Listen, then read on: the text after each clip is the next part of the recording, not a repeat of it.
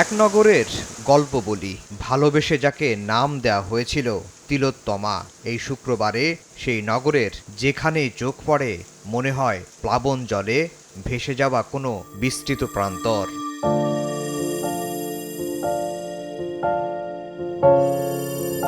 বর্ষা এবারে কিছুটা দেরিতে অস্তিত্ব জানান দিলেও আষাঢ়ের প্রথম ভাগ পেরোনোর পরই থেকে থেকে বৃষ্টিতে ভিজছিল নগরের ইটকাঠ ও মানুষেরা। তবে শুক্রবার সকালের মুষলধারার বর্ষণে নগরের অলিতে গলিতে, ভবনের উঠোনে, বাড়ির ফটকে জমে বানডাকা জল। ছুটির সকালটা স্থবির হয়ে পড়ে জল সরতে না পারায়। রাস্তা জুড়ে যান্ত্রিক অযান্ত্রিক যানগুলো সব দাঁড়িয়ে থাকে ঠায়, যেন হাজার বছরের স্বেচ্ছা অবস্থানের নির্বাসন দিয়েছে কেউ। বাস, কার, অটোরিকশা কোথাও পেয়েছিল পিঁপড়ের গতি। জল মারিয়ে দৌড়ে যাওয়ার সাধ্য কোথায় কলের গাড়ির। অর্ধেক পাউডারে দ্বিগুণ উজ্জ্বলতা। নতুন রিন অ্যাডভান্সড অর্ধেক পাউডারে দ্বিগুণ উজ্জ্বলতা।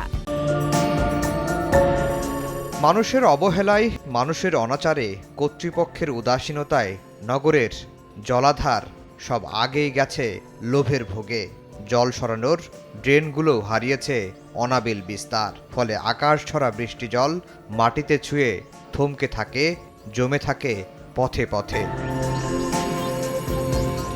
নগরের সুশোভন বিপণী বিতান, শিক্ষা প্রতিষ্ঠান, সরকারি বেসরকারি স্থাপনা, ধর্মীয় উপাসনালয়, কোথায় জমেনি পানি?